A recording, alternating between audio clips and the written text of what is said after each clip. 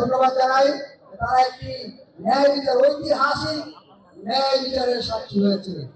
আপনারা মনে আছে আমাদের জাতীয় বীর আব্দুল কাদের চৌধুরী বলেছিলেন 10 মিনিট ট্রাইব্যুনাল কিন্তু থাকে, এই ট্রাইব্যুনালে হাসিনার বিচার হবে।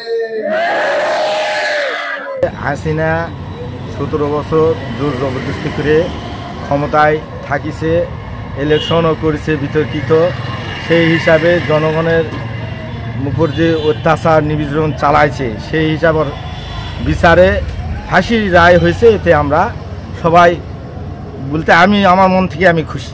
সাবেক প্রধানমন্ত্রী শেখ হাসিনার বিচার হয়েছে, এতে আমরা সবাই খুশি। অন্যায় করলে তার শাস্তি পাওয়া যাবে, এই জিনিসটা বোঝা গেল। আর ভবিষ্যতে আমরা কেউ এরকম অন্যায় করবো না, এরকমই এখন দেশ ভালো থাকবে। এই সব হত্যাকাণ্ডের উপর সব কিছু বিচার বিবেচনা করে এই রায়টা দেওয়া হয়েছে। এতে আমরা সন্তুষ্ট, কিন্তু পুরোপুরি সন্তুষ্ট হতে পারিনি। কিন্তু আরও কিছু মন্ত্রী মিনিস্টারদের ফাঁসির কার্যকরের ব্যবস্থা শোনানো হয়নি।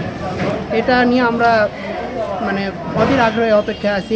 এই বাদবাকি মন্ত্রী মিনিস্টারদের কি বিচার ব্যবস্থা হবে, কি শাস্তির বিধান হবে, সেটা আমরা আদালতের কাছে অনুগ্রহপূর্বক কামনা করছি। অপরাধ যাই করুক না কেন শাস্তি তাকে পেতে হবে আদালতের মাধ্যমে।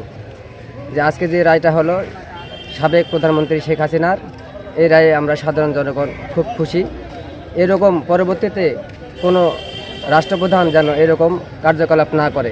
আমি খুনি হাসিনার ফাঁসি রায়ে সন্তুষ্ট এবং আমি চাই এ ধরনের ফ্যাসিস্টকে 1000 বার ফাঁসি দেওয়া হোক। এবং ট্রাইব্যুনালের চিফ প্রসিকিউটর সে একই কথা বলেছিলেন যে খুনি হাসিনার বিরুদ্ধে যে এভিডেন্স রয়েছে 100 বার তাকে ফাঁসি দেওয়া যাবে।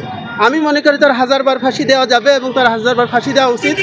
বাংলাদেশের ইতিহাসের নৃশংসতম লেডি হিটলার খুনি হাসিনা